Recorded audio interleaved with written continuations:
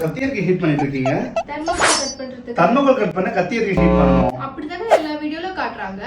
இந்த கத்தி ஹீட்டே பண்ணாம தெர்மோகாலை ஈஸியா கட் பண்றது எப்படி நம்ம பார்க்கலாம். அதுக்கு முன்னாடி ஆர்ட்ஸ் ரிலேட்டட் ஜிஎம்ஐக்கு ஆர்ட் ஜோடியை ஃபாலோ பண்ணிக்கோங்க.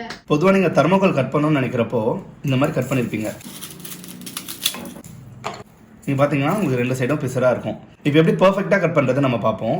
இப்போ தெர்மோகால் அதுக்கு மேலே இருக்கிற நைஃப், இந்த நைஃப் கிட்டத்தட்ட ஒரு 30 to 45 டிகிரியில் நம்ம பிளேஸ் பண்ணோம். இதுக்கு முன்னாடி நம்ம கிட்டத்தட்ட ஒரு 90 டிகிரியில் வச்சிருப்போம். இப்போது நம்ம ஆங்கிள் வந்து ஒரு 30 to 45 வச்சுட்டு அப்படியே யூனி டைரக்ஷனல் ஸ்ட்ரெயிட்டாக நீங்கள் இப்படி மூவ் பண்ணும்போது கிட்டத்தட்ட உங்களுக்கு பர்ஃபெக்டாக இந்த லைன்ஸ் வந்து கட் ஆகும். ஸ்லோவாக நீங்கள் மூவ் பண்ணி பார்க்கலாம். இது மாதிரி கட் ஆகும். இன்கேஸ் நைஃப் வந்து புதுசாக இல்லாமல் கொஞ்சம் பழைய நைஃபாக இருந்துச்சுன்னா இந்த மாதிரி ஸ்ட்ரெயிட் லைன் பண்ணும்போது கூட பிசுறு வரலாம்.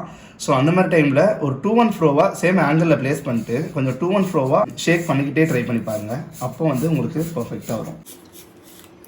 சேம் அதே தான். கர்வ் ஏதாச்சும் நம்ம கட் பண்ணோம்னு நினைக்கும் போது சேம் ப்ரொசீஜர் தான். சேம் ஆங்கிள் அதே மாதிரி வச்சுட்டு இதை நீங்கள் அப்படியே இதை மூவ் பண்ணி இப்படி கர்வ் பண்ணி பார்க்கலாம்.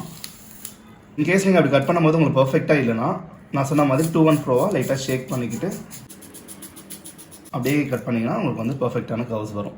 ஸோ தெர்மோகால் கட் பண்ணுறது ரொம்ப ஈஸி தான். இந்த மாதிரி நம்ம ஹீட் பண்ணாமையே 2-1 ஃப்ரோவாக ஆர் ஸ்ட்ரெயிட் லைனாக அப்படி நம்ம பண்ணும்போது பர்ஃபெக்டாக வரும்.